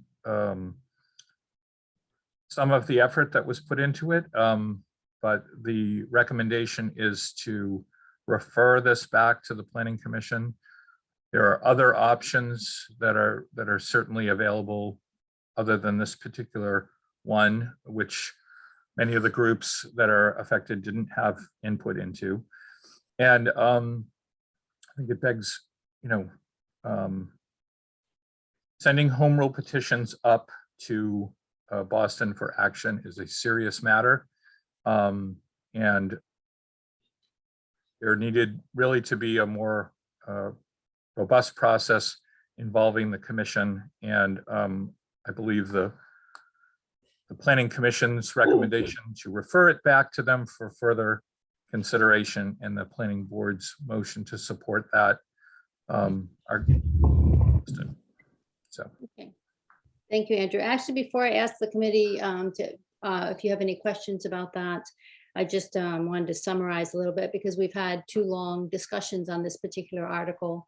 And then after that, I'll open it up to your questions for Andrew. And then if you have any further questions I do see that Hillary is available. So there was clearly many steps taken in creating this article. There was research, there was comparison to other communities, there was socialization with a variety of people and consultation with town council, to name just a few of the activities. Key stakeholders were not consulted prior to the submission of the Citizens Warrant article. So the planning board, the NP and EDC, the housing authority, and they had no input to the recommendations therein. In fact, the current chair of the NP and EDC and then chair of the planning board co-authored a letter rebuffing the recommendations. The town government study committee did not endorse the recommendations in the article. The article's main premise is that there's a lack of coordinated long-range planning in the town of Nantucket, that the NP and EDC is not transparent enough and its membership is not diverse enough because each member is not directly elected to the commission. And there were not specific examples demonstrating why this is a problem and what needs to be fixed. So there's other elements to be considered as we deliberate this article, which is asking future NP and EDC members, candidates to run for election. It does add a layer of complexity to, and that effort could be a barrier. The town already has, I would say, a problem sourcing people for boards, commissions, and committees. And other important boards, committees are appointed. So as we know, the Finance Committee, the Conservation Committee, Zoning Board of Appeals, Capital Program Committee, the Historical Commission, Council on Aging, just to name a few. And you know, as we talk about the diversity of who's on the NP and EDC, there isn't a board, commission, or committee within Nantucket that is fully representative of every constituent in Nantucket. So for example, whilst we have quite a diverse collection of backgrounds in the Finance Committee, when we need experts, we invite them to come and join our committee and discuss the topics with us. So we don't have to have an expert on every single topic. And my last point on this is that three of the 11 members of the NP and EDC do fully support this article, which is just under 30% of the members. So I would suggest that there is capacity and will to make constructive changes from within. So with that, I will open the questions to the Finance Committee for Andrew, and then let me know if you have any questions of Hillary. Any questions for the Finance Committee of Andrew? Chris? Actually, a question for you, Madam Chair. So, sorry if I missed it. This is going to be this is our motion, or this is the planning board's motion? No, this is our motion. Oh, okay, just wanted to confirm This is our I motion. thought that Yeah. was great. Yeah, Okay, but thank you. if you So remember. that was a planning board recommendation, Correct. is what we heard, but it'll be our motion. Okay, Correct. thank We you. got a letter from John Trudell asking us to not make a positive motion on this and to refer it to further study. Yeah, no, So that letter- I saw, but I wanted to make sure it was our motion. I thought It's I our heard wrong. motion. Yes, thank you. Does anyone have a question for Hillary? Hillary, I see your hands raised, but as I said at the beginning of this is not open for public comment today, and the Finance Committee does not have any questions for you. I will give you 2 minutes, and honestly, 2 minutes, and I'll start a timer. So if you would like to make a comment, you get 2 quick minutes. Speak quickly, please. Sure. Thank you, everybody. I just want to thank the NPDDC and the Planning Board for entertaining my article. And I'd approached them many times and not had an audience. So it was wonderful to be able to talk with them. I do want to point out that when I took this to the Government Study Committee, I actually didn't take a proposal. I didn't take this article. I just suggested that it might be a topic worthy of more study. And they didn't have time to study it because they were at the end. So I just wanted to correct that and thank everyone for the participation and for agreeing that it's something worthy of study. Thank you. Thank you, Hillary. Okay. All right. Now I do believe that when we, depending on our motion, that there's a comment that's appropriate to accompany our motion. First, let's go through the motion. Let's go through the motions of making a recommendation, because Joe's always telling me it's not motions, but recommendations. 5 years in, Joe, and I'll get it one day. So You'll get there. I will. Don't count on it being today. Joanna? I make a motion not to adopt. Is there a Second. Okay, Second. any further discussion on the motion? Seeing none, roll call. George? Aye. Joanna? Aye. Peter? Aye. Chris? Aye. Jill? You're muted, Jill, but I saw you say aye. Joe? Oh, aye. Thank you. Aye. Stephen? Aye. Denise, aye. Stephen, did you want to share what our potential comment could be? I think that maybe the best way to go about it, especially given the time, would be for me to email it to you and we'll circulate it and then Okay. and maybe adopt the comment at our next meeting, That's perfect. unless Okay. everybody really wants to wordsmith it right now. I don't think so. Well, Okay. actually, we should just send it to Joe because he is our comment wizard. So, Yes. Well, yes. Joe, I'll share the rough draft and then you polish it for us. Okay, Perfect. whatever you guys want to do. Or Sounds good. Okay. Thank you, everybody. So with that, I'm going to skip 7 committee reports. The date of our next meeting is Thursday. We got through 24 articles tonight. Thank you very much. Andrew, Leslie, thank you for the excellent preparation, as always, very helpful. And I'm going to look for a motion to adjourn. Motion to moved. adjourn. Okay. Joe, aye. Peter, Aye. Jill, Aye. Chris, Aye. Stephen, Aye. George. Aye. Joanna. Aye. Denise, aye. Thank you, everyone. As always, thank you for your support, and we'll see you Thursday. Thank See you you all. Thursday. Thank you.